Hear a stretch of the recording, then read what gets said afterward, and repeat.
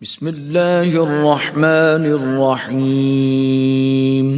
شروع اللہ کے نام سے جو بڑا مہربان نہایت رحم والا ہے۔ سوال یہ ہے کہ جی گھر میں کتا پالنا کیسا ہے؟ دیکھیں میرے بھائیوں، یہ بھی وہی بات ہے کہ آج ہمارے اندر جو نا وہ غیر مسلم کی جو روشیں ہیں یا غیر مسلم کے جو اخلاق یا کردار ہے وہ زیادہ پائے جاتے ہیں اور ہم ان کو زیادہ پسند کرتے ہیں۔ رسول اللہ صلی اللہ علیہ وسلم نے کتے کو پالنے سے رکھنے سے منع فرمایا ہے۔ صحیح بخاری کی حدیث ہے، حدیث نمبر 5949۔ رسول اللہ صلی اللہ علیہ وسلم نے فرمایا کہ جو شخص اپنے گھر میں شوق کے لحاظ سے شوقیہ طور پہ اپنے گھر میں کتا پالتا ہے رکھتا ہے، روزانہ اس کے ثواب سے ایک قیرات سمجھتے ہیں، ایک قیرات احد پہاڑ کے برابر ہے۔ یعنی احد پہاڑ کتنا بڑا وزن ہے، کتنا بڑا ایریا ہے۔ جس آدمی نے اپنے گھر میں شوقیہ کتا رکھا، ایک قیرات احد پہاڑ کے برابر اس کے ثواب سے روزانہ کم ہو جاتا ہے۔ اب ذرا بتائیں، اتنا کسی کے پاس ثواب ہے صحیح احد پہاڑ کے برابر؟ اگر نہیں تو پھر اس کا مطلب ہے کہ ایک قیرات اس پر گناہ ڈالا جائے گا۔ ایک قیرات یعنی احد پہاڑ کے برابر اس کے گناہ میں روزانہ اتنا اضافہ ہو رہا ہے۔ کیا فائدہ ملتا ہے؟ گندے لوگ ہیں، نجس جانور ہے، پلید جانور ہے یہ کتا، لیکن اللہ معاف کرے، کیسے سمجھایا جائے؟ ہم نے بس وہ کافروں کی روش کو اپنانا ہے، نبی کی بات کو ٹھکرانا ہے۔ یہ ہمارے مسلمانوں کی کیفیت۔ اللہ مجھے معاف فرمائے، اللہ ہم سب کو معاف فرمائے۔ تو میرے بھائیوں، کتا پالنا حرام ہے۔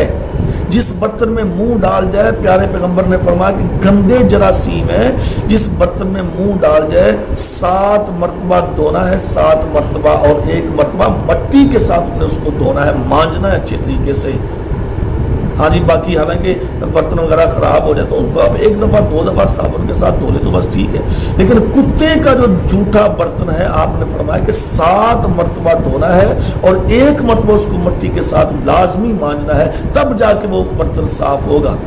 اتنا گندا جانور ہے، اتنا نجس اور پلید جانور ہے، اور کس قدر افسوس کی بات ہے کہ لوگ ان کو اپنے رومز کے اندر، اپنے ساتھ بستروں کے اندر، اپنے برتنوں کے ساتھ ان کو کھلاتے بھی ہیں، ان کو بٹھاتے بھی ہیں، ان کو لٹاتے بھی ہیں۔ ہاں جی، جان بوجھ کے اللہ کو یہ دعوت دیتے ہیں عذاب کی کہ اللہ ہمیں تباہ و برباد کر دے۔ تو لہٰذا کتا نہیں رکھنا چاہیے۔ اور دوسری حدیث صحیح بخاری کی موجود ہے، پیارے پیغمبر نے فرمایا، حدیث نمبر 5479 ہے، پیارے پیغمبر نے فرمایا جس گھر میں کتا ہوتا ہے وہاں پہ رحمت نہیں آتی، رحمت کا فرشتہ وہاں پہ نہیں آتا جہاں پہ کتا ہوتا ہے۔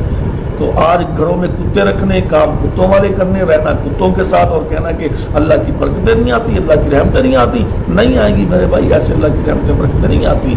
تو لہٰذا اچھا، کچھ لوگ کہتے ہیں جی یہ مال مویشی کے لیے، یعنی وہ ٹھیک ہے، شکار کے لیے کتا رکھنا جائز ہے، مال مویشی کے لیے، لیکن گھر میں اس کی کیا ضرورت ہے؟ مال مویشی کسی کے گھر میں باندھا ہوتا ہے؟ وہ تو باہر کسی ڈیرے میں ہوتا ہے، فصل کی حفاظت، ٹھیک ہے، وہاں پہ آپ کتا رکھ سکتے ہیں، شکار کے لیے کتا رکھ سکتے ہیں، ہاں جی، اور مال مویشی کے لیے، لیکن گھر میں رکھنا تو میرے بھائیوں جائز نہیں ہے۔ ہاں جی، وہاں سے آپ استدلال کر لیں کہ جی اگر وہاں پہ رکھنا جائز ہے تو ادھر پہ رکھنا جائز ہے، نہیں نہیں نہیں، اس کا اس کے ساتھ کوئی عمل دخل نہیں ہے۔ اس کی نص موجود ہے کہ جس کے گھر میں شوقیہ کتا ہوگا 1 قیرات اس کے ثواب سے کم ہوگا، اور جس گھر میں رحمت کا کتا ہوگا رحمت کا فرشتہ نہیں آئے گا۔